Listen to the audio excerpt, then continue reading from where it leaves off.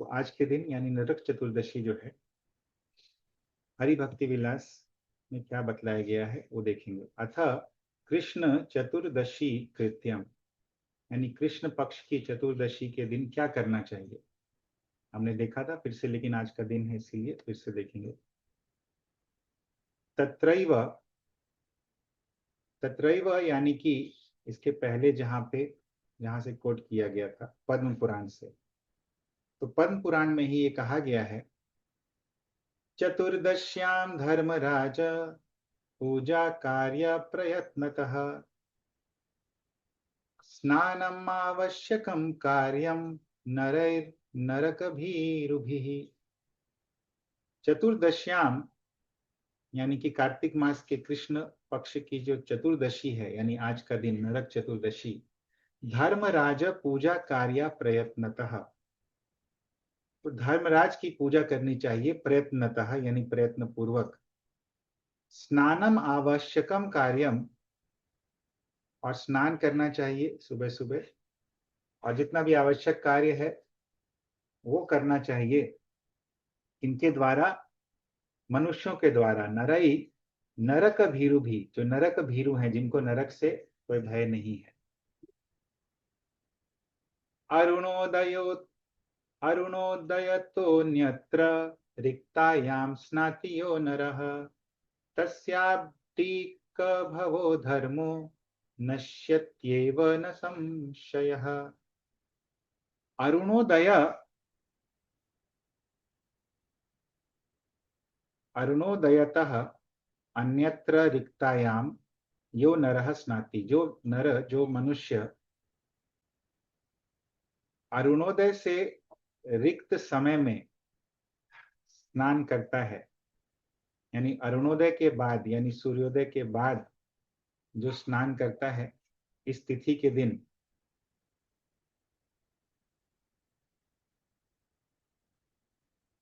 चतुर्दश्याम स्नानम च अरुणोदये सत्ति एव कार्यम, तो चतुर्दशी में जो स्नान करना होता है वो अरुणोदय के पहले करना पड़ता है।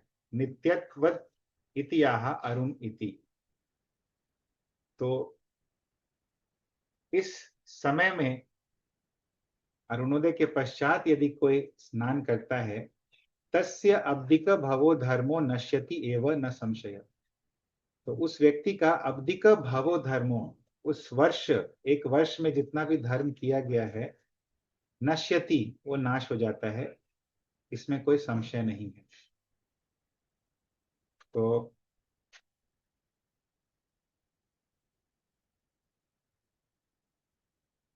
अरुणोदय व्यतीत रिक्ता, यानी अरुणोदय जब व्यतीत हो जाती है तो उसमें कोई स्नान करता है तो एक वर्ष का उसका जितना धर्म होता है वो नष्ट हो जाता है। अभी स्कांदे च तत्रैव, स्कंद पुराण में क्या कहा गया है वो देखते हैं।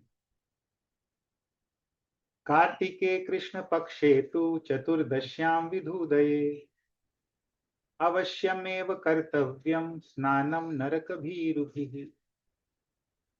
तो कार्तिके कृष्ण पक्षे तु, कार्तिक में कृष्ण पक्ष में, चतुर्दश्याम विधुदये,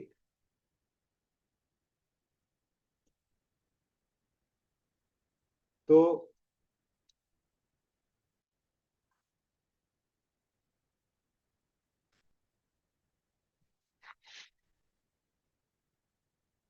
कार्तिक के कृष्ण पक्ष के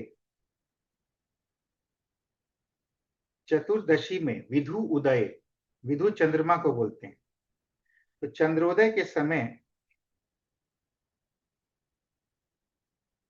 स्नान करना, स्नानम नरक भीरु भी कर्तव्यम, जो नरक भीरु हैं, जो नरक से जो भयभीत नहीं है, ऐसे व्यक्ति को स्नान करना चाहिए। कब? चंद्रोदय के समय।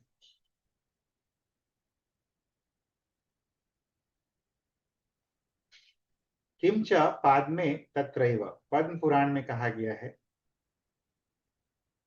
ततश्च तर्पणं कार्यं धर्मराजस्य नामभिः जीवत्पिता न कुर्वीत तर्पणं यम भीष्मयो। तो पद्म पुराण में लिखा है तत्पश्चात क्या करना चाहिए स्नान करने के पश्चात। यमाय धर्मराजाय, तो धर्मराज यानी कि यमराज इस प्रकार मंत्रोच्चारण करके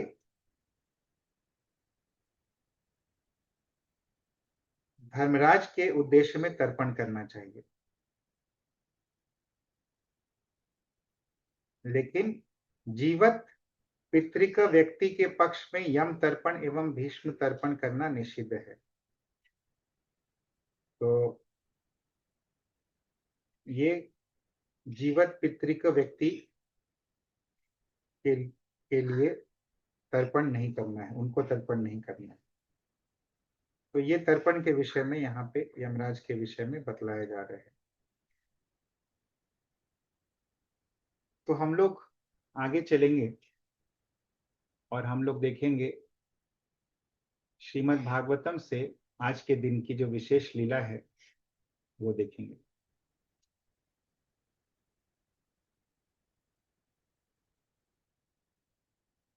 श्रीराजोवाच,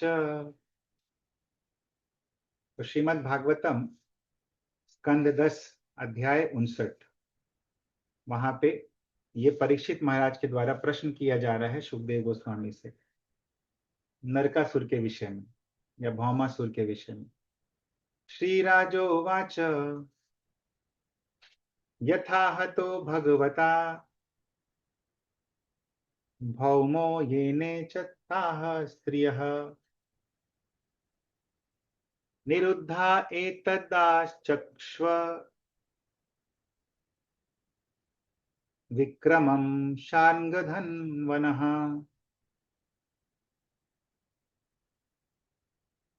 तो श्री राजा उवाच, राजा परीक्षित ने पूछा, यथा हतो भगवता, जिस प्रकार भगवान के द्वारा भौमो यानी भौमासुर या नरकासुर मारा गया, येने च ताः स्त्रियः, और जिस प्रकार से वे स्त्रियां जो कि भौमासुर के द्वारा निरुद्धा जो बंदी बना ली गई थी, एतत् आचक्ष्व शार्ङ्गधन्वनः विक्रमम्, एतत् शार्ङ्गधन्वनः विक्रमम्, वह जो शार्ङ्ग धनुष को धारण करने वाले भगवान है उनका विक्रम, उनका शौर्य जो है, आचक्ष्व कृपया हमें बतलाइए। तो दो चीजें पूछ रहे हैं कि किस प्रकार भौमो हतः, भौमासुर जो है वो मारा गया, किसके द्वारा, भगवता यानी भगवान के द्वारा, और ये न ताः स्त्रियः निरुद्धा, और किस प्रकार वे स्त्रियां जो हैं वो बंदी बना ली गई थी, वो बताइए। आगे देखेंगे यहाँ पे सुखदेव गोस्वामी जो है वो वर्णन कर रहे हैं। श्री शुक उवाच इंद्रेण हृत छत्रेण हृतकुंडल बंधुना हृतामराद्रिस्थानेन ज्ञापितो भौमचेष्टितम्। तो इंद्रेण हृत छत्रेण हृतकुंडल बंधुना, तो यहाँ पे देखिए अभी कथा बतानी शुरू करते हैं।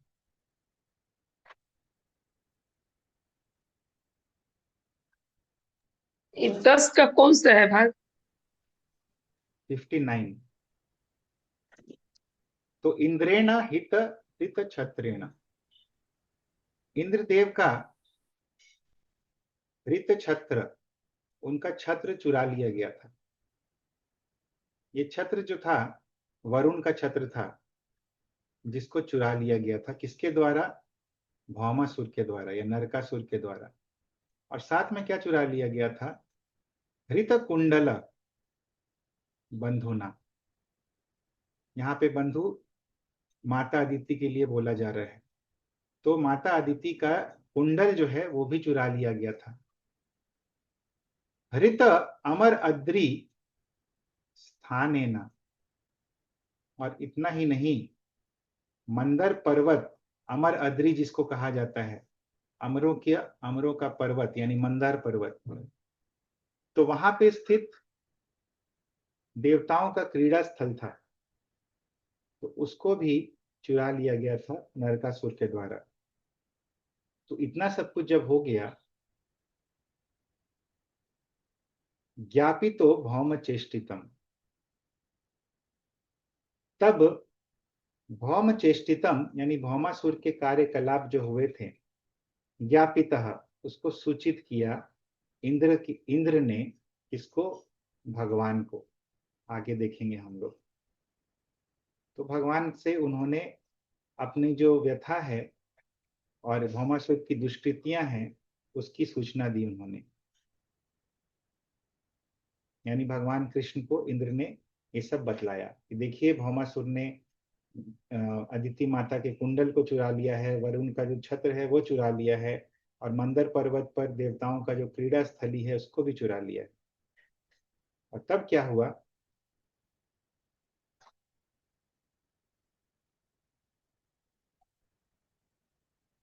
सभार्यो गरुडारूढ़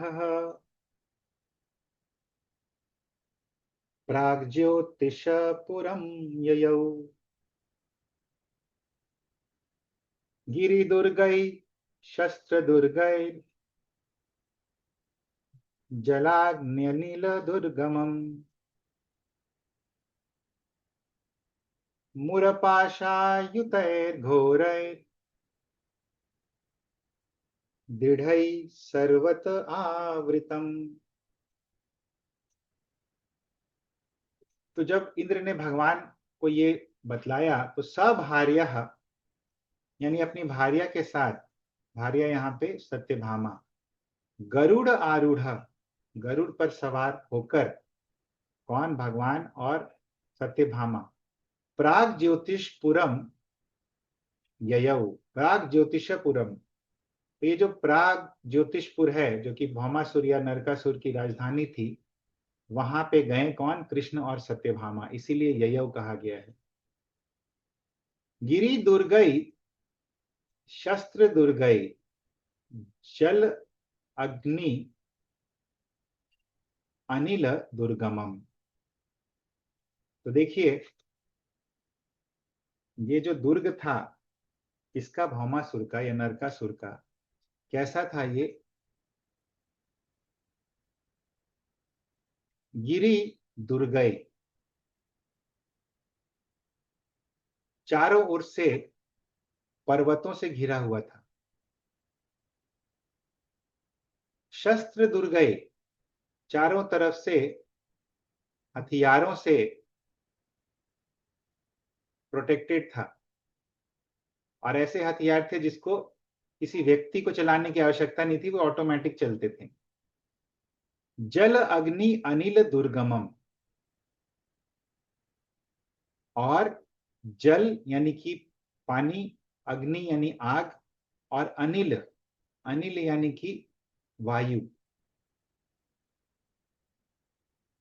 तो ये सब का भी प्रोटेक्शन बना हुआ था, जल का घेरा, अग्नि का घेरा, वायु का घेरा। मुरपाशा अयुतई घोरई दृढ़ई सर्वतः आवृतम, सर्वतः आवृतम, चारों तरफ से घिरा हुआ था। किससे? मूरपाशा, मूरपाश यानी कि बिजली की तारों से। तो बिजली प्रवाहित होती थी उन तारों में, और उन तारों से घिरा हुआ था। अयुत है घोरे, अयुत यानी कि 10,000। तो ऐसे 10,000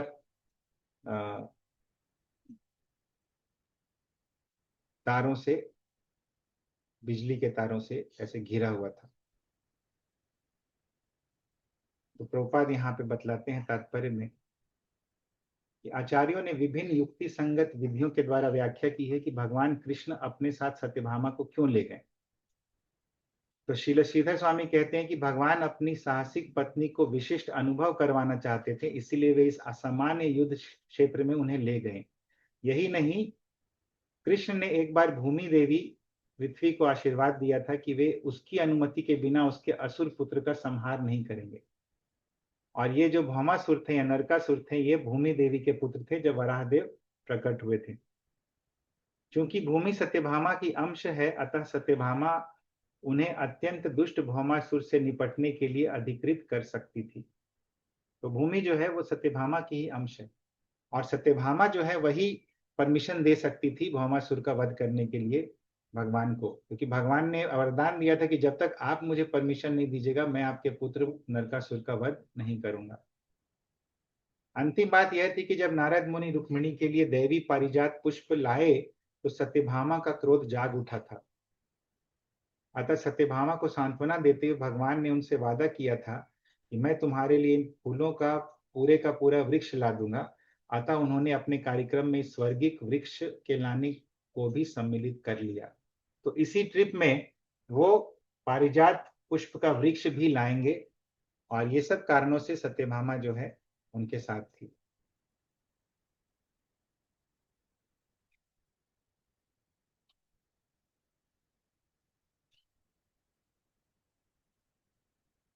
श्रील विश्वनाथ चक्रवर्ती ठाकुर लिखते हैं कि युद्ध में तेजी आने पर सत्यभामा स्वभावतः कृष्ण की सुरक्षा के प्रति व्यग्र हो जाएगी और युद्ध के अंत होने के लिए प्रार्थना करेगी। इस तरह वे अपने ही अंश भूमि के पुत्र का वध करने के लिए कृष्ण को अनुमति दे देंगी। तो ये जो है ये प्रसंग है। अभी देखिए भगवान ने क्या किया। जब इस प्रकार का घेराबंदी था तो भगवान ने उसमें कैसे प्रवेश किया। गदया निर्विभेदाद्रीन् शस्त्र दुर्गाणि सायकै चक्रेणाग्निं जलं वायुं मुरपाशांस्तथासिना। तो भगवान ने क्या किया, सबसे पहले गदया निर्विभेद अद्रीन, जो पर्वतों का प्रोटेक्शन था उसको अपने गदा से उन्होंने तोड़ दिया। तो जो बड़े बड़े पर्वत से उसका दुर्ग जो है, किला जो है वो घिरा हुआ था, सबसे पहले पर्वतों को तोड़ डाला गदा से। शस्त्र दुर्गानी सायकई, सायक यानी कि बाण, तो बाणों के द्वारा शस्त्र दुर्ग, जो शस्त्र के की घेराबंदी थी, जो बाणों जो हथियारों की शस्त्रों की घेराबंदी थी, उसको अपने बाणों से उन्होंने भेद दिया। चक्रेण अग्निम जलम वायुम, और अपने चक्र से अग्नि जल और वायु की जो किलाबंदी थी उसका उन्होंने तहस नहस कर दिया। और साथ में मुरपाशान तथा आसीन असीना, असीन असी बोलते हैं तलवार को, तो अपने तलवार से जो ये तार के फंदे थे, मुरपाश जिसमें बिजली प्रवाहित हो रही थी, इसको उन्होंने काट डाला। तो इस प्रकार जितने भी प्रोटेक्शन थे भगवान ने उसको भेद दिया। अभी देखिए भगवान क्या करने जा रहे हैं। शंखनादेन यंत्राणि हृदयानि मनस्विनां प्राकारं गदया गुर्व्या निर्विभेद गदाधरः। शंखम नादेन, अपने शंखनाद के द्वारा, यंत्राणी, जितने जादुई तंत्र मंत्र से तिलिस्म से उन्होंने प्रोटेक्ट किया था अपने दुर्ग को, भौमासुर ने अपने शंख के नाद मात्र से उन्होंने उन सभी मायावी तिलिस्मों को तोड़ दिया। और साथ में जब शंखनाद किया तो मनस्वी नाम हृदयानी निर्विभेद, उन्होंने जितने बहादुर सैनिक थे उनके हृदय को भी तोड़ दिया, ध्वस्त कर दिया, उनका हृदय जो है भयभीत हो गया। तो युद्ध में देखिए जो कॉन्फिडेंस होता है शत्रु का, उसको तोड़ना जो है बहुत ही इंपॉर्टेंट होता है। तो अपने शंखनाद से ही भगवान ने शत्रुओं की सेना के जो सैनिक थे उनके हृदय को तोड़ दिया। प्राकारम गदया गुर्व्या, तो उनकी जो गुर्व्या गदया, जो गुरु गदा थी, जो भारी गदा थी, उससे जो परकोटे थे किले के, उसको उन्होंने तोड़ डाला। निर्विभेद गदाधरा, यहाँ पे गदाधरा भगवान के लिए प्रयोग किया जा रहा है। तो भगवान ने इस प्रकार इन सब चीजों को तोड़ दिया। अभी क्या हुआ? पांचजन्य ध्वनिं श्रुत्वा युगांत शनि भीषणम मुरह शयान उत्तस्थौ दैत्यः पंचशिरा जलात्। तो पांचजन्य ध्वनिं श्रुत्वा, जब पांचजन्य शंख की ध्वनि सुनी, किसने? मुर, मुर नाम के असुर ने। ये मुर असुर कैसा था? मुर दैत्य पंचशिरा, इसके 5 सिर थे। तो पांचजन्यम ध्वनिं श्रुत्वा मुरह असुरः, मुरह दैत्य पंचशिरा, 5 सिरों वाला मुर दैत्य जो है, शयानः उत्तस्थौ, वो सो रहा था वो, और सो रहा था तो वो सोते सोते उठ गया, ऐसी ध्वनि हुई। कहां से उठ गया? जलात। तो किले के चारों ओर जो जल की खाई बनाई गई थी उसमें वो सोया हुआ था, और उस पानी से बाहर वो निकल गया। क्यों? क्योंकि युगंत अशनि भीषणम पांचजन्यम ध्वनि। युग अंतम, जब ब्रह्मांड का अंत होता है, युग का जब अंत होता है और उस समय जो बिजली की कड़कड़ाहट होती है वो इतनी भीषण, जैसी भीषण होती है वैसी भीषण ध्वनि जो है पांचजन की प्रकट हुई, और इससे मुर दैत्य जो है वो सोए सोए था, सोता हुआ था, वो जग गया और खाई से बाहर निकल गया। फिर क्या हुआ?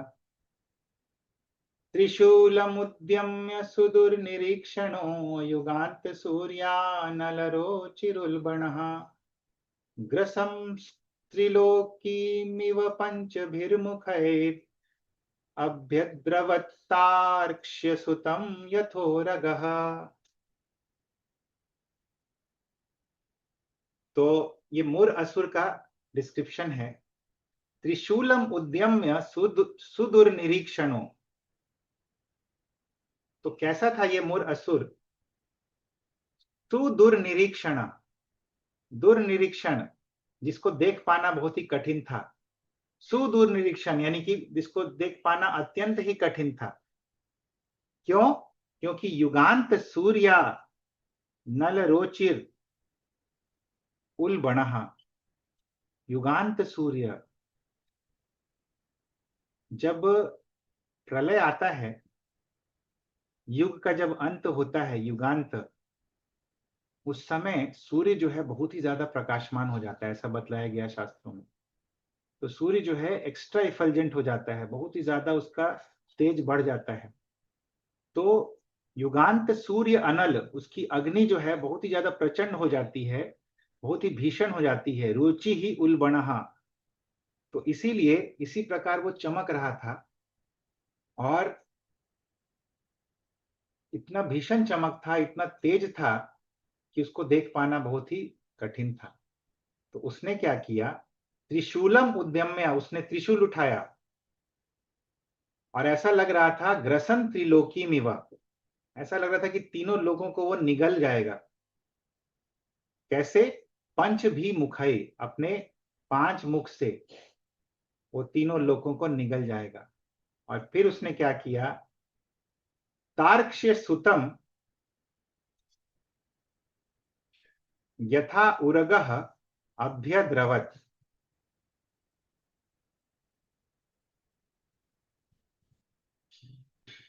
तो यथा उरगः, उरगः बोलते हैं सर्प को। जिस प्रकार सर्प जो है वो अटैक करता है किस पे,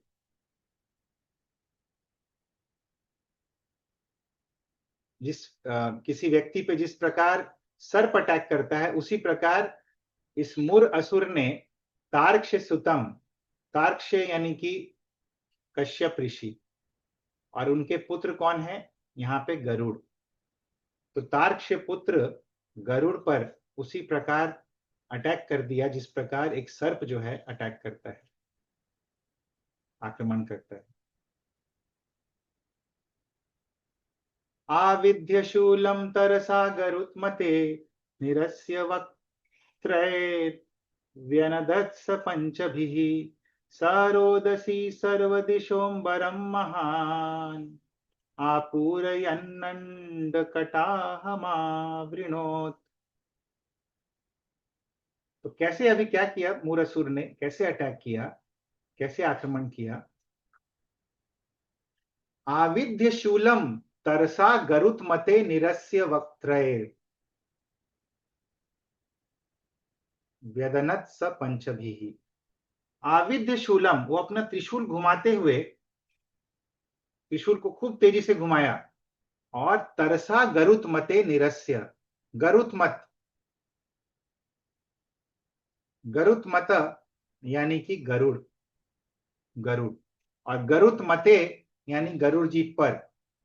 तो उन्होंने तरसा गरुत्मते शूलम निरस्य, बहुत ही बलपूर्वक घुमाते हुए त्रिशूल को गरुड़ जी पर फेंक दिया। और फेंक कर क्या करने लगा वो, वक्त्रई व्यनदत स पंचभी, पंचभी वक्त्रय, अपने पांचों मुखों से वो क्या करने लगा, व्यनदत यानी कि गर्जन करने लगा, दहाड़ने लगा। सर्वः सह रोदसी सर्वः दिशः अंबरम महान आपूरयन। और सह रोदसी, उसकी जो ये गर्जना थी, जो आवाज थी, सर्व दिशा अंबरम महान आपूरयन, सभी दिशाओं को, आकाश को उसको भर दिया इस आवाज ने, इस ध्वनि ने। आपूरयन, अंड कटाहम आवृणोत, और ऐसा लगा कि ब्रह्मांड का जो अंड कटाहम, ब्रह्मांड का जो कवरिंग है, वहां तक ये आवाज जो है पहुंच गई है, और वहां से इको कर रही है, वहां से टकरा के वापस आ रही, ऐसा लगा। तो ब्रह्मांड के पूरे कवरिंग तक को ढक दिया उसकी गर्जना ने, इसकी गर्जना ने, मूर असुर की गर्जना ने। अभी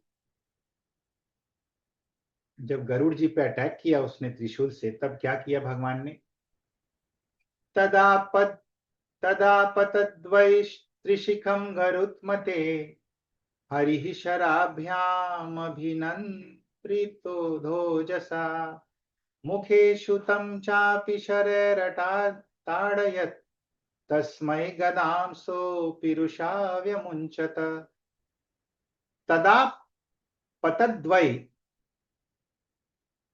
त्रिशिखम गरुत्मते, तदा तब क्या हुआ, आपतत्वै त्रिशिखम गरुत्मते, गरुत्मते यानी गरुड़ जी पर जो त्रिशिखम, त्रिशिखा यानी तीन जिसकी शिखाएं होती हैं, तीन पॉइंट्स होते हैं, यानी जो त्रिशूल होता है जो कि गरुड़ जी पर उड़ता हुआ आ रहा था, आपतत,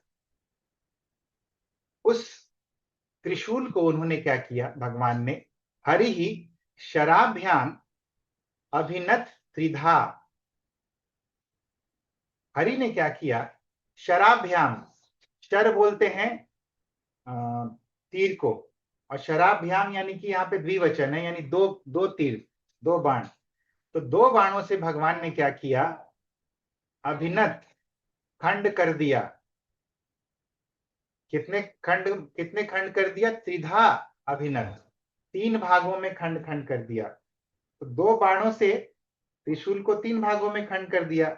जैसे कि अगर दो बाण भगवान ने मारा त्रिशूल पे, तो त्रिशूल के तीन भाग हो जाएंगे, क्योंकि एक बाण जो है वो दो भाग करेगा और दूसरा बाण जो है वो भी दो भाग करेगा, बीच वाला भाग और साइड साइड का भाग।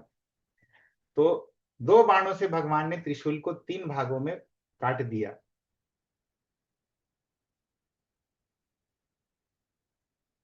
उड़ते हुए त्रिशूल को ओजसा मुखेशु तम च अपि शरय अताड़यत। और भगवान ने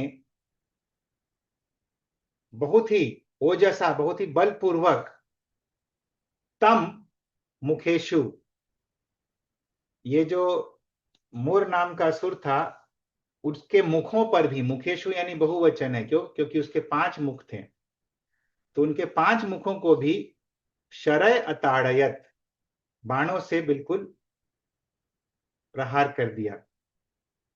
उन पे कई बाण मारे उस असुर के मुख पे, पांचों मुख पे।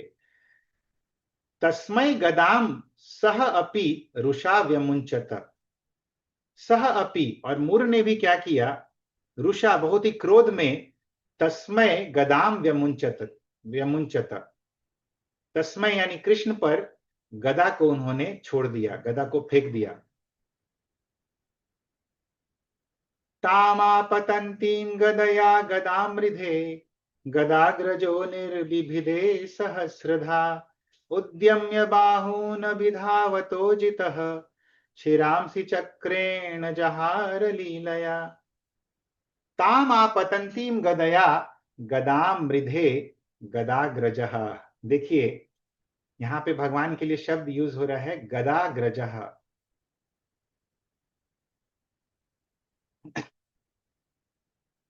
गद के बड़े भाई श्री कृष्ण, गद अग्रजः।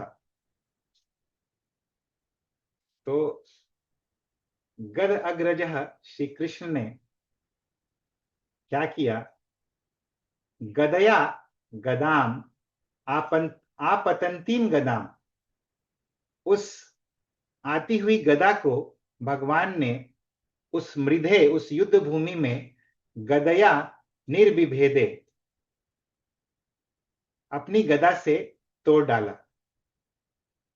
तो गदा से, अपनी गदा से उस उड़ती हुई, फेंकी हुई गदा को भगवान ने तोड़ डाला। कितने टुकड़ों में तोड़ डाला, सहस्रधा, हजारों टुकड़ों में तोड़ डाला। और फिर क्या हुआ, उद्यम्य बाहून अभिधावतः, ये मुर ने क्या किया, उद्यम्य बाहून, अपने भुजाओं को उठाकर भगवान की तरफ अभिधावतः, दौड़ने लगा। और तब कृष्ण ने क्या किया, अजितः चक्रेण शिरांसी लीलया जहारा। अजित ने अपने चक्र के द्वारा शिरांसी, उस मुर असुर के सरों को, लीलया जहारा, बहुत ही लीलया, बहुत ही आसानी से काट दिया। तो भगवान का सुदर्शन चक्र जो है वो अनस्टॉपेबल है, उसका कोई प्रतिकार नहीं कर सकता है। तो बहुत ही आसानी से सुदर्शन तक चक्र के द्वारा भगवान ने इस दौड़ते हुए, अपनी तरफ दौड़ते हुए मुर असुर को, के जो सर हैं, उसको अपने चक्र से काट डाला। व्यसुः पपातांभसि कृत शीर्षो, व्यसुः पपातांभसि कृत शीर्षो निकृत श्रृंगोद्रिवेन्द्र तेजसा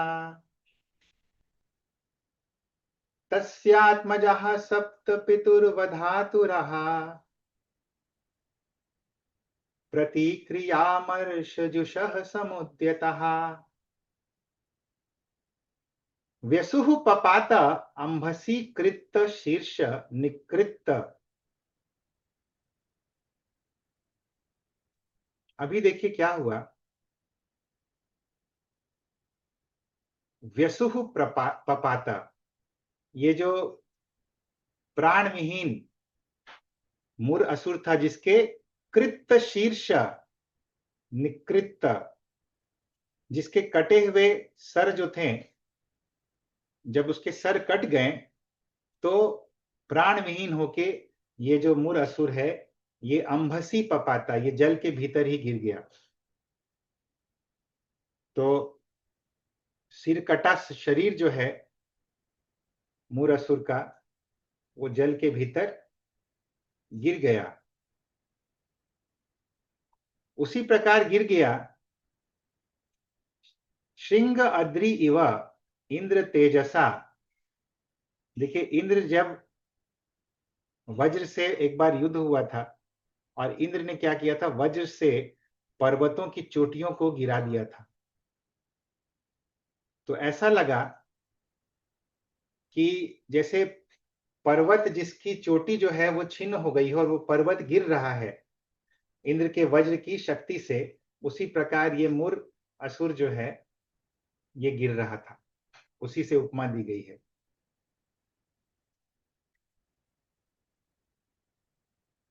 तो अभी क्या हुआ, तस्य आत्मजः सप्त पितुः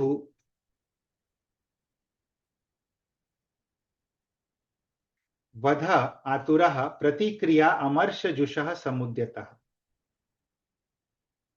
तस्य आत्मजः सप्त, उस मूर असुर के सप्त आत्मज थे, यानी 7 पुत्र थे।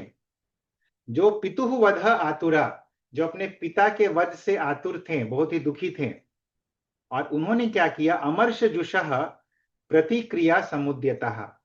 अमर्षजुषः, क्रोध की भावना से उन्होंने प्रतिक्रिया यानी कि बदला लेने के लिए समुद्यता, सम्यक रूप से उद्यत हो गए, रेडी हो गए लड़ाई करने के लिए।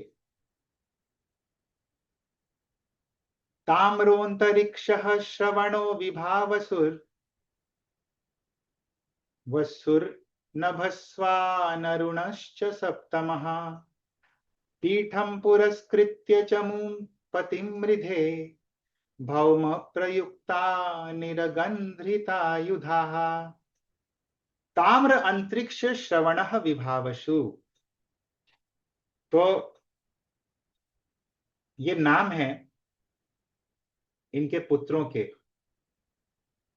मूर के।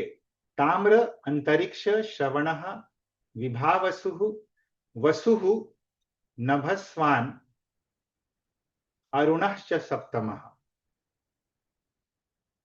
ताम्र अंतरिक्ष श्रवणः वसुः वसुः नभस्वान अरुणः, ये 7 पुत्र थे मूर के।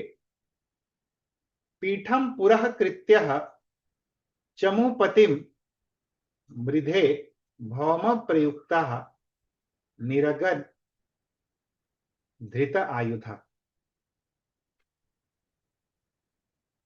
तो इन्होंने क्या किया, 7 पुत्रों ने पीठम पुरः कृत्य, पीठ नाम का इनका सेनापति था, उसको सामने कर लिया। पीठम चमुपतिम, चमु यानी सेनापति यानी कि नायक, यानी सेनापति या सेना नायक। तो पीठम चमुपतिम, पीठ नाम के अपने सेनापति को पुरः कृत्य आगे करके, भौम प्रयुक्त, भौमासुर का आदेश अनुसार, धृत आयुधा हथियार धारण करके, निरगत मृधे युद्ध भूमि में किले से बाहर निकलकर चले गए। तो पीठ नामक सेनापति को आगे करके ये लोग युद्ध भूमि में चले गए। और फिर क्या हुआ, प्रयुंजता साध्य शरान असीन गदाः शक्त्यर्ष्टिशूलान्यजितेरुषोल्बणः।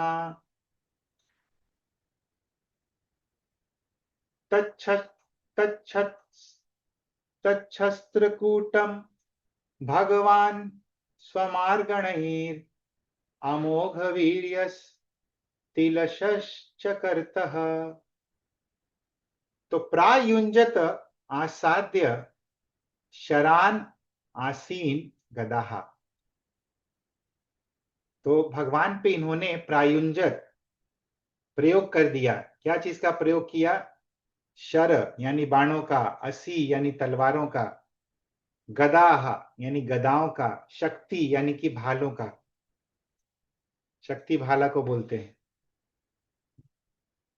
वृष्टि एक प्रकार का अस्त्र है। शूलानी यानी त्रिशूल। किस पे इन्होंने आक्रमण कर दिया? असिते असाध्य, अजिते असाध्य। अजित यानी भगवान श्री कृष्ण पे इन्होंने आक्रमण कर दिया। कैसे? रुषा उल्बणः, बहुत ही भयानक क्रोध पूर्वक। तच्छस्त्र कूटम भगवान स्वमार्गणई। शस्त्र कूटम, ऐसा लगा कि शस्त्रों का कूट है, यानी कि झुंड है, एक पहाड़ है। तो उस शस्त्रों के पहाड़ को, पर्वत को भगवान ने क्या किया? स्व मार्गणय, अपने बाणों के द्वारा, जो कि अमोघ था, अमोघ वीर्य, भगवान जो कि अमोघ वीर्य हैं, भगवान जिनकी शक्ति अमोघ है, जिनकी शक्ति अचूक है, ऐसे भगवान ने तिलशः चकर्तः, तिल जैसे छोटे छोटे टुकड़ों में इन अस्त्रों को चकर्तः यानी काट डाला। शस्त्रों के इस पहाड़ को, जिसमें गदा थे, बाण थे, तलवार थे, भाले थे, रिष्टि थे और त्रिशूल थे। तान पीठ मुख्यानन यद्यम तान पीठ मुख्यानन यद यम अक्षयम निकृत्त शीर्षोरुभुजाङ्घ्रिवर्मणः स्वानीकपानच्युत चक्र सायकैस् तथा निरस्तान् नरको धरासुतः निरीक्ष्य दुर्मर्षण आस्रवन्मदैर् गजैपयोधि प्रभवैर्निराक्रमात्। देखिए, तान पीठ मुख्यान अनयद यमक्षयम। तान यानी उन सैनिकों को जिसके मुख्य कौन थे? पीठ। पीठ नाम का जो असुर था वो मुख्य था। पीठ मुख्यान, उन सैनिकों को जिसका प्रमुख पीठ था, और पीठ को भी भगवान ने क्या किया? यमक्षयम अनयत, यमराज के धाम भेज दिया, यमलोक भेज दिया। कैसे भेज दिया? निकृत्त शीर्ष उरु भुज अंघ्रि वर्मणः, भगवान ने उनके सरों को काट दिया। उरु यानी जांघों को काट दिया, भुजाओं को काट दिया और पैरों को काट दिया, और साथ में वर्मणः, उनके कवच को भी काट दिया, और इस प्रकार उनको यमलोक भेज दिया। स्व अनीक पान, अनीक यानी सेना, पा यानी कि स्वामी यानी पति। अनीक पा, अपने सेना नायकों को स्व अनीक पान अच्युत चक्र सायकै तथा निरस्तान। जब भौमासुर को ये पता चला कि उनके सेना नायक जो हैं इस प्रकार अच्युत चक्र सायकै निरस्तान, अच्युत के चक्र और बाणों से इस प्रकार निरस्त हो गए हैं, तो नरकः धरासुतः, जो भौमासुर था, जो धरा का, पृथ्वी देवी का पुत्र था, निरीक्ष्य दुर्मर्शनः, जो इतना कठिन दृश्य था कि उनके सेना नायक इस प्रकार से हार रहे थे, तो ये असह्य दृश्य देखकर आश्रवत मदय गजय पयधि प्रभवय निराक्रमात्, तो वो क्या किया, अभी तक भौमासुर जो है वो अपने दुर्ग में ही था, और जब ये उसने देखा कि उसके सैनिक इस प्रकार हार रहे हैं, तो अपने मदय गजय आश्रवत, मद चूते हुए गजों के साथ, हाथियों के साथ वो अपने किले से निराक्रमात बाहर आ गया। ये हाथी जो थे ये कहां से मिले थे उसको, ये क्षीर सागर से, पयधी प्रभवई गजय, ये हाथी जो थे पयधी यानी क्षीर सागर से उत्पन्न थे। जब ये मंथन हुआ था तो वहीं से उत्पन्न हुए थे ये गज। दृष्ट्वा सभार्यं गरुडोपरि स्थितं सूर्योपरिष्टात् सतदिद्धनं यथा कृष्णं स तस्मै व्यसृजत् क्षतग्निं योधाश्च सर्वे युगपच्च विव्यधुः। तो दृष्ट्वा सभार्यं गरुड़ उपरि स्थितम, सभार्यं कृष्णम गरुड़ उपरि स्थितम दृष्ट्वा, अपनी भार्या के साथ कृष्ण को गरुड़ के ऊपर बैठे देखकर कैसा लग रहा था देखने में। गरुड़ उपरि स्थितम सूर्य उपरिष्टात् सतडित घनम, ऐसा लग रहा था कि सूर्य को ढकने वाला बादल जिस प्रकार बिजली से युक्त है, सतडित बिजली से युक्त, सूर्य उपरिष्टात घनम, सूर्य को ढकने वाला बादल। तो सूर्य को ढकने वाला बादल यहाँ पे कृष्ण के लिए प्रयोग हो रहा है, और बिजली जो है सत्यभामा के लिए प्रयुक्त हो रहा है। तो ऐसा लगा। इस प्रकार कृष्ण और सत्यभामा गरुड़ जी के ऊपर शोभायमान दिख रहे थे। तब भौमासुर ने जब ये दृश्य देखा, सह तस्मय व्यसृजत शतघ्नीम योधा च सर्वे युगपत च विव्यधु। तो भगवान के ऊपर सह यानी भौमासुर ने, तस्मय भगवान के ऊपर, शतघ्नीम व्यसृजत, शतघ्नी नाम का अपने जो भाला था उसको छोड़ दिया, हथियार छोड़ दिया। और फिर जैसे उसने ऐसा किया, योद्धा च, सभी योद्धाएं जो थे भौमासुर के, सर्वे युगपत च विव्यधु, युगपत यानी एक साथ, सबने एक साथ आक्रमण कर दिया भगवान के ऊपर। तद्भौम सैन्यम भगवान गदाग्रजो विचित्र वाजय निशितै शिली मुखै निकृत बाहु ऋषिरो द्रविग्रहम चकार तर्ह्येव हताश्वकुंजरम। तद्भौम सैन्यम भगवान गदा अग्रजः विचित्र वाजय निशितै शिली मुखै। तो भगवान ने क्या किया, भगवान जो गदाग्रज, गदाग्रज इस नाम से भगवान को यहाँ पे संबोधित किया जा रहा है।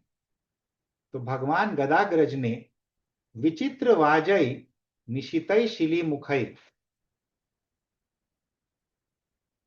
भगवान ने विचित्र यानी नाना प्रकार के पंखों वाले, निशित यानी कि बहुत ही नुकीले, शिली मुखै बाणों से उन्होंने क्या किया, भौम सैन्यम बाहु उरु शिरहध्र विग्रहम निकृत। भौम सैन्यम, भौमासुर की सेना के सैनिकों की बाहु, जांघें, गर्दन और शरीरों को बिल्कुल काट डाला।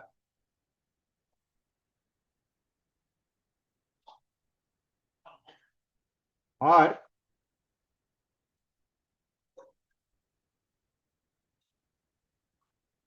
तो इन्होंने क्या किया, विग्रहम चकारा, ऐसा लगा कि शरीरों का ढेर बन गया है। तो ये जो जीते जागते सैनिक थे अभी शरीरों के ढेर में कन्वर्ट हो गए, ऐसे शरीर जिनकी बाहें, जांघें और गर्दनें कटी हुई थी। तरही एवं हता अश्व कुंजरम, और उसी क्षण साथ साथ में उन्होंने अश्व और कुंजर यानी हाथियों को भी मार डाला। यानी योधै प्रयुक्तानि शस्त्रास्त्राणि कुरुद्वः हरिस्तान्यच्छिनत्तीक्ष्णै शरैरेकैकशस्त्रिभिः।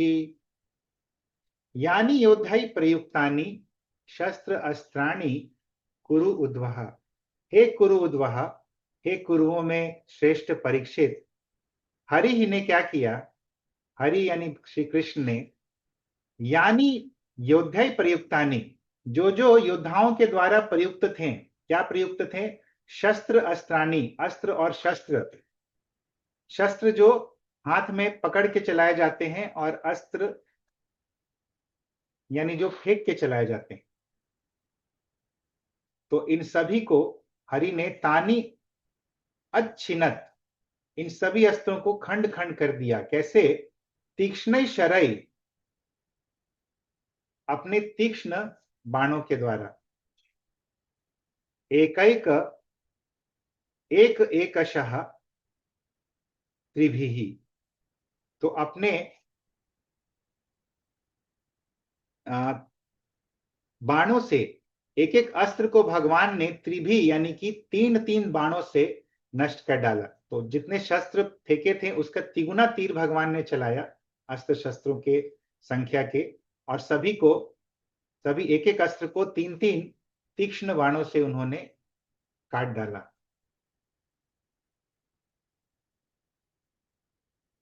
तो आगे देखेंगे श्लोक संख्या 18। उह्यमानः सुपर्णेन पक्षाभ्याम निघ्नता गजान गुरुत्मता हन्यमानास तुंड पक्षण के गजः।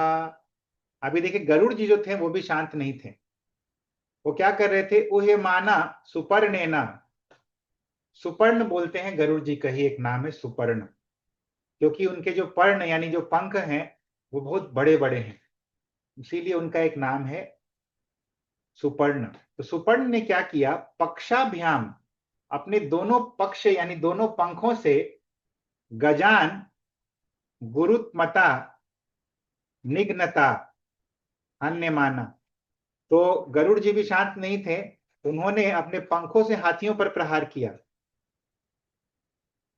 और इतना ही नहीं, उन्होंने अपने पंखों के अलावा अपने चोंच और पंजों से भी प्रताड़ित कर दिया हाथियों को। तुंड यानी कि चोंच, पक्ष यानी कि पंख, नख यानी कि पंजे, जो उसके हाथ में पंजे थे, गजाह हन्यमाना, उन्होंने हाथियों को मारा। और ये हाथी जो है डर के क्या किया इन्होंने, पुरम आविशन, आगे वाले श्लोक में देखेंगे, पुरम एवाविशन नार्ता नरको युद्ध युध्यता। पुरम एव आविशन आर्ता, ये आर्त यानी दुखी हाथी जो है, पुरम एव आविशन, वापस से नगर के भीतर घुस गए, और नरकः युधि अयुध्यता, और इस दौरान नरकासुर जो है वो युद्ध लड़ता रहा। तो सभी लोग हाथी इत्यादि जो है डर के भाग गए और केवल नरकासुर बचा रह गया युद्ध में। दृष्ट्वा विद्रावितं सैन्यं गरुड़ेनार्दितं स्वकं तं भौमः प्राहरत् शक्त्या वज्रः प्रतिहतो यतः।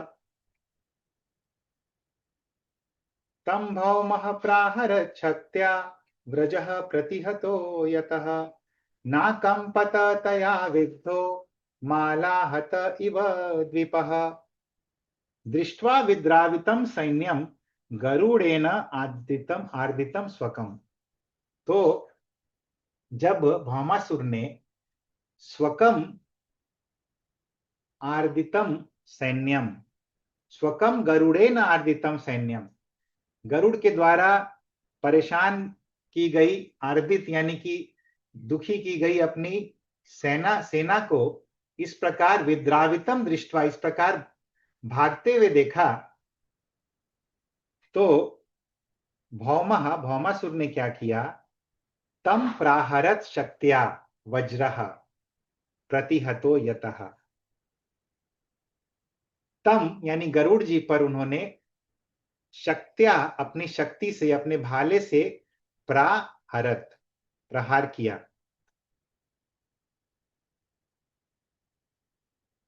और ये वो कौन सा भाला था, ये वही भाला था वज्रः प्रतिहतो यतः, यतः वज्रः प्रतिहतः, जिस भाले से उसने वज्र पे उल्टा प्रहार किया था, इंद्र का जो वज्र था उस पे उल्टा प्रहार किया था। यानी कि ये भाला कितना शक्तिशाली था वो हम लोग समझ सकते हैं कि इंद्र के वज्र का भी उन्होंने उत्तर दिया था अपने इस भाले से, अपनी शक्ति नाम के भाले से। लेकिन ना अकंपता तया विद्धः, गरुड़ जी को मारा गया फिर भी गरुड़ जी हल्के से हिले भी नहीं, हल्का सा भी उनपे कुछ असर नहीं हुआ उस भाले से। माला आहता इव द्विपा, ऐसा लग रहा था जैसे द्विपः, द्विपा बोलते हैं हाथी को, हाथी को जिस प्रकार फूलों की माला से मारा गया हो, इस प्रकार गरुड़ जी का कंपोजर था। गरुड़ जी इस प्रकार बिल्कुल भी हिलमिलाए नहीं उस भाले से। शूलं भौमोच्युतं हन्तुम् आददे वितथोद्यमः तद्विसर्गात् पूर्वमेव नरकस्य शिरो हरिः अपाहरत् गजस्थस्य चक्रेण क्षुरनेमिना। तो अभी क्या हुआ, शूलम भौमो अच्युतम हंतुम आददे विथतो वितथो उद्यमः, अभी भौमः, भौमासुर ने क्या किया, अच्युतम हंतुम, अच्युत को मारने के लिए, शूलम आददे, शूल अपना अपना जो भाला है वो त्रिशूल जो है उसको रेडी किया, त्रिशूल उठाया, वितथ उद्यमः, और मारने का प्रयास करने ही वाला था, तत् विसर्गात पूर्वम एवं, लेकिन वो जब त्रिशूल छोड़ता उसके पहले ही भगवान ने, हरि ने क्या किया, गजस्थस्य, गजस्थस्य यानी गज पे बैठे हुए, हाथी के ऊपर बैठे हुए, नरकस्य नरकासुर का, शिरः सिर जो है, चक्रेण शूर नेमिना, चूर नेमी यानी शूरे की धारा के समान अपना जो चक्र है, तेज धारा वाला जो, तेज धार वाला जो भगवान का चक्र है, उस चक्र के द्वारा भगवान ने क्या किया, नरकस्य शिरः अपाहरत, नरकासुर के सर को काट दिया इससे पहले कि वो अपना त्रिशूल भगवान पे छोड़ता। तो इस प्रकार नरकासुर का भगवान ने आज ही के दिन वध कर दिया। तो विश्वनाथ चक्रवर्ती ठाकुर बतलाते हैं कि जैसे ही भौमासुर ने अपना त्रिशूल उठाया जो कि अजय था, तो भगवान के साथ कौन बैठी हुई थी, सत्यभामा। तो सत्यभामा जी ने कृष्ण से बोला कि इसी क्षण आप उसका वध कर दीजिए, और तब कृष्ण ने भौमासुर का वध कर दिया। सकुंडलम चारु किरीट भूषणम बभौ पृथिव्याम पतितम समुज्ज्वलम आहेति सात् वित्रिशयः सुरेश्वरः माल्यैर्मुकुन्दं विकिरन्त ईदिरे। सकुंडलम चारु किरीट भूषणम बभौ पृथिव्याम पतितम समुज्ज्वलम। देखिए, पृथिव्याम पतितम, पृथ्वी पे गिरा हुआ भगवान ने जो भौमासुर का सर काटा, तो भौमासुर का जो सर है पृथ्वी पे गिर गया, पृथिव्याम पतितम, और पृथ्वी पे गिरा हुआ ये सर जो है, समुज्वलम, सम्यक रूप से उज्जवल था, बहुत चमक रहा था। और इस सर पे क्या थे? सकुंडलम, कुंडल के साथ गिरा था ये सर, कानों में कुंडल के साथ। चारु किरीट भूषणम, और बहुत ही सुंदर मुकुट भी था इस सर के ऊपर, और बहुत चमक रहा था ये। हा हा इति साधु इति ऋषयः सुरीश्वरः माल्यै मुकुंदम विकिरन्तः ईडिरे।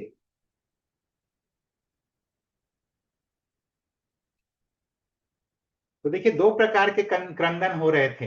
हा हा इति, कुछ लोग हाय हाय बोल रहे थे, जो कि भौमासुर के, नरकासुर के संबंधी लोग थे। और कुछ लोग बोल रहे थे साधु इति, बहुत अच्छा हुआ, साधु साधु, बहुत ही अच्छा हो गया। ऋषयः सुरेश्वरः, कौन बोल रहे थे इस प्रकार? ऋषि और सुरेश्वर लोग, देवता लोग। और इन्होंने क्या किया? माल्यई मुकुंदम विकिरन्तः ईडिरे, मालो, फूल की मालाओं से उन्होंने मुकुंदम, मुकुंद की पूजा की।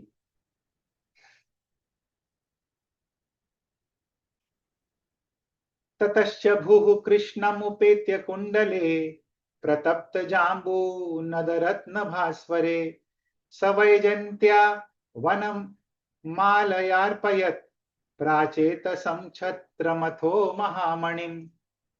ततश्च, तत्पश्चात क्या हुआ? भूहु यानी कि भूदेवी जो है, कृष्णम उपेत्य, कृष्ण के पास आई, और कुंडले प्रतप्त जाम्बू नद रत्न भास्वरे, तो अदिति का कुंडल जो भौमासुर ने ले लिया था, वो कुंडल लेके आई। और ये कुंडल का विशेषता क्या था? प्रतप्त जम्बू नद रत्न, तो ये बहुत ही चमकीले थे। जाम्बू नद यानी सोने से बने हुए थे, रत्नों से बने हुए थे, और इस कारण से बहुत ही ज्यादा चमक थी इनमें, क्योंकि चमकीले रत्न थे और चमकीला सोना था, दोनों था। स वैजयंत्या वनमालया अर्पयत, और साथ में भूमि देवी ने क्या दिया? वैजंती माला। तो वैजंत्या वनमालया, वैजंती पुष्प जो होते हैं वो वन से मिलते हैं, तो ये वैजंती फूलों की वनमाला जो है, ये अर्पित किया। और साथ में प्राचेतसम छत्रम अथ च अथौ महामणिम, प्राचेतसम छत्रम, वरुण देव का छत्र भी उन्होंने वापस लौटाया, और महामणिम, मंदर पर्वत की जो चोटी थी जहां पे क्रीड़ा स्थल था देवताओं का, वो भी लौटाया।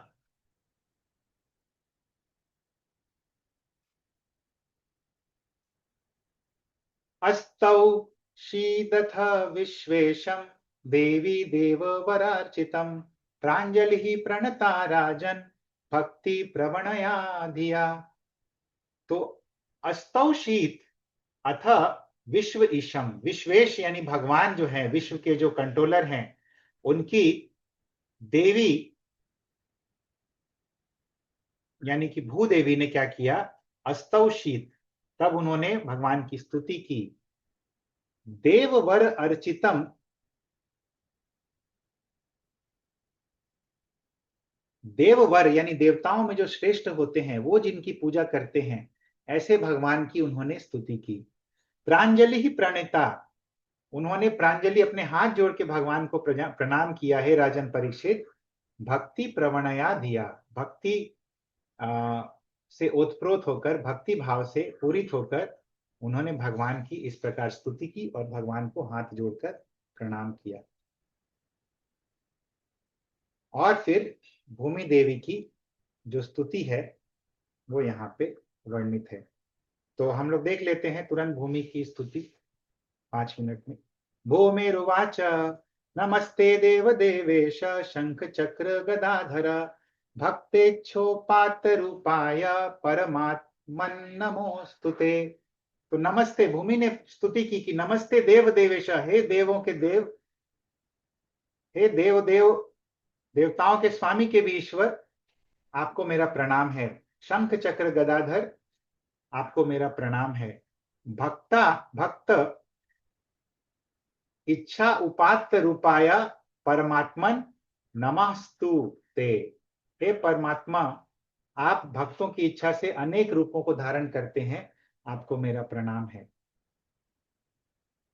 नमः पंकज नाभाय नमः पंकज मालिने नमः पंकज नेत्राय नमस्ते पंकजांग्रये। देखिए, ये प्रेयर्स हम लोग फर्स्ट कैंटो में भी देखते हैं कुंती देवी का। तो सेम जो है भूमि देवी प्रार्थना करती है कि नमः पंकज नाभाया, हे भगवान, आप जो पंकज नाभि हैं, आपके नाभि से पंकज जैसा, आपकी नाभि जो है पंकज जैसे दिखती है, कमल के फूल जैसी दिखती है। नमः पंकज नाभाया, या आपकी नाभि से कमल का फूल प्रकट होता है, पद्मनाभ, इसीलिए भगवान का एक नाम है। नमः पंकज मालिने, जो हमेशा पंकज की माला यानी कमल के फूलों की माला से सुसज्जित रहते हैं। नमः पंकज नेत्राया, आपका कमल जैसी आंख है आपकी, और वैसी शीतलता प्रदान करने वाली है। और नमः नमस्ते पंकजांग्रये, हे पंकज जैसे चरण कमलों वाले भगवान, आपको मेरा प्रणाम है। या हे भगवान, जिनके पैरों पे कमल का फूल अंकित है, आपको मेरा प्रणाम है। देखिए कुंती महारानी के prayers first canto 8 chapter 22 number shloka में यहाँ पे भी आता है, सेम प्रेयर्स कुंती महारानी का। नमो भगवते तुभ्यं वासुदेवाय विष्णवे पुरुषायादि बीजाय पूर्ण बोधाय ते नमः। नमो भगवते तुभ्यम, हे भगवान, आपको मेरा प्रणाम है। वासुदेवाय, हे वसुदेव के पुत्र वासुदेव, आपको मेरा प्रणाम है। हे विष्णु, आपको मेरा प्रणाम है। पुरुषाया, हे पुरुष, आदि पुरुष, आपको मेरा प्रणाम है। आदि बीजाया, आप सभी के आदि बीज हैं, आपको मेरा प्रणाम है। पूर्ण बोधाया, आपको सब कुछ पता है, आप सर्वज्ञ हैं, आपको मेरा प्रणाम है।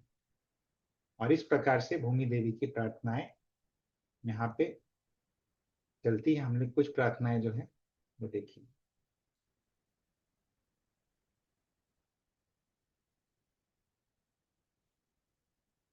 तो अभी भौमासुर का जो पुत्र है वो भगवान के पास आता है, और पृथ्वी देवी की प्रार्थना से भगवान क्या करते हैं, भौमासुर के पुत्र यानी पृथ्वी देवी के जो पौत्र हैं उनको अभय प्रदान करते हैं, और फिर महल में प्रवेश करके जितनी कन्याएं रहती हैं, राजकुमारियां रहती हैं, जिनको भौमासुर ने बंदी बना लिया था, उनको भगवान मुक्त कर देते हैं। और जब भगवान को प्रवेश करते देखती हैं ये स्त्रियां, तो भगवान को अपने पति के रूप में ये स्वीकार कर लेती हैं मन ही मन, और प्रार्थना करती है कि भगवान, आप इस पुरुष को मेरे पति बनने का वरदान दे दें। और इस प्रकार